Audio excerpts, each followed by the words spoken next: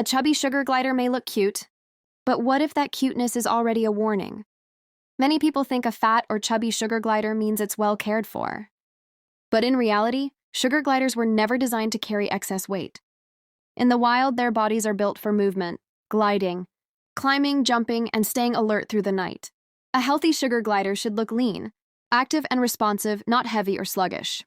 When a glider starts gaining too much weight, it doesn't happen overnight.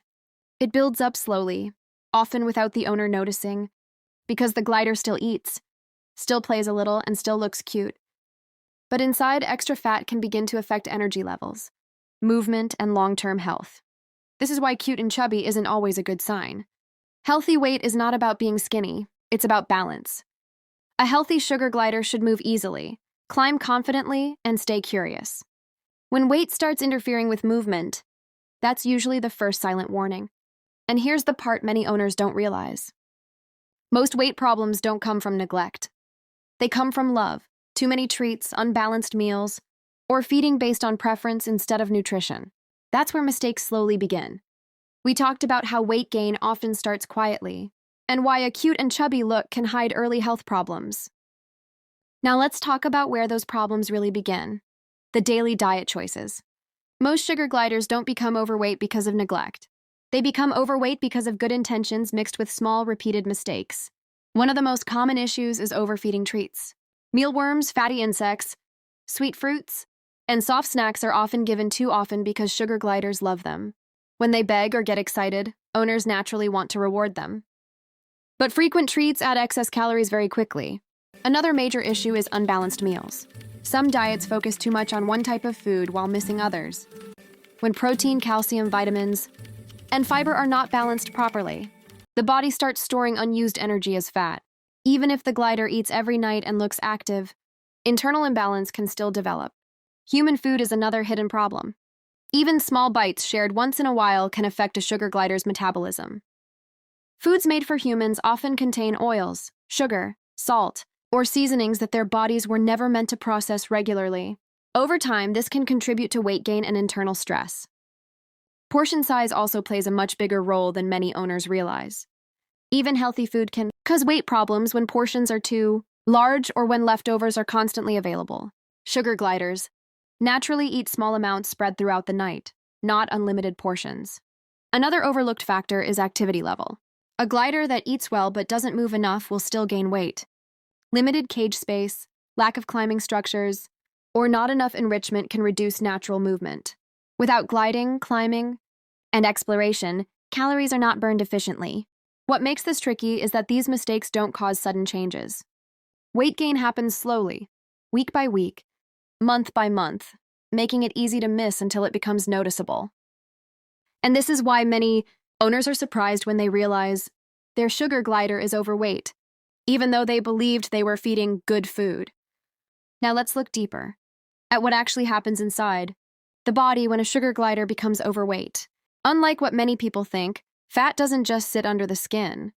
When excess calories build up, fat begins to affect internal organs, especially the liver. Over time, this can interfere with how the body processes nutrients and stores energy. As fat accumulates, the body becomes less efficient. Movement requires more effort, energy levels drop, and the glider may start becoming less active at night. This is often one of the earliest warning signs, but it's easy to miss because it happens gradually. Extra weight can also put stress on the joints and muscles. Sugar gliders are naturally built for climbing and gliding, and even small increases in body weight can make these movements harder.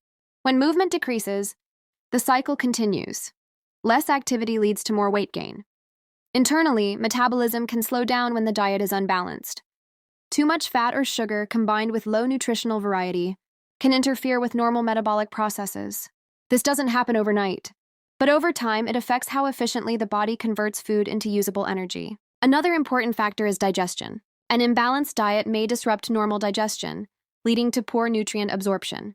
Even when food is available, the body may not be using it properly, which further affects overall health. What makes this difficult is that many of these changes happen quietly. A sugar glider may still eat, move, and appear okay, while internal stress slowly builds underneath. This is why weight-related problems are often discovered late, not because owners don't care, but because the signs are subtle and easy to miss. Now that we understand how diet affects the body internally, let's talk about what actually helps prevent weight problems in a safe, realistic way. The first key is balance, not restriction. Sugar gliders should never be starved or suddenly deprived of food. Instead, the goal is to provide a balanced diet that supports energy, movement, and long-term health. A proper diet should include the right balance of protein, fruits or vegetables, and essential nutrients. Overloading one category, even if it's considered healthy, can slowly create imbalance. Variety and moderation matter more than quantity. Portion control is another important factor. Sugar gliders are small animals with small energy needs. Offering large portions or constantly refilling food bowls can unintentionally encourage overeating. Giving measured portions helps maintain a stable weight without stress. Treats should always stay limited. They are meant to be occasional rewards, not daily staples. Even natural treats can add excess calories when given too often. A good rule is to treat sparingly and intentionally, not automatically. Movement is just as important as food. Sugar gliders are natural climbers and gliders, and their bodies depend on activity. Providing vertical space, branches, ropes, and enrichment encourages natural movement and helps burn energy naturally. A well-designed environment supports health just as much as diet does. Routine also plays a big role. Feeding at consistent times, maintaining a stable environment, and avoiding constant changes help regulate appetite and behavior. When routines are predictable, the body functions more efficiently.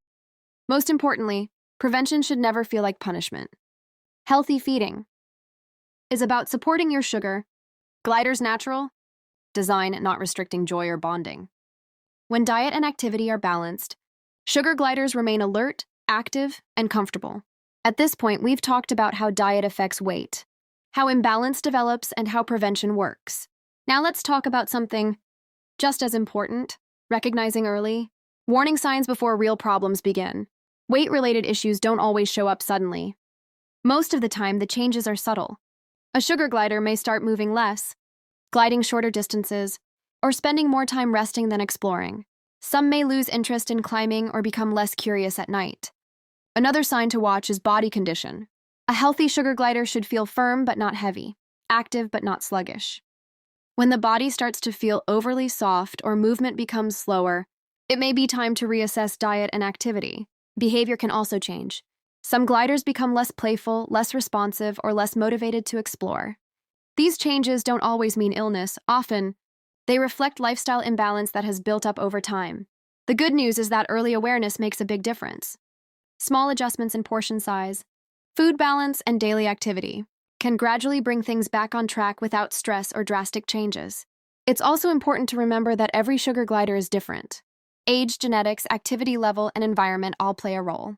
There's no single perfect weight, only a healthy range that supports movement, comfort, and long-term well-being. Caring for a sugar glider isn't about perfection. It's about observation, patience, and consistency. When you understand how their body works, you can make better decisions that protect their health over time. If you want to learn more about proper diet balance, activity, and long-term care, make sure to like this video and subscribe to Glider Spot TV PH. We share real, experience-based guidance to help you understand sugar gliders better. Not myths, not shortcuts, just practical care that works. Thank you for watching, and we'll see you in the next video.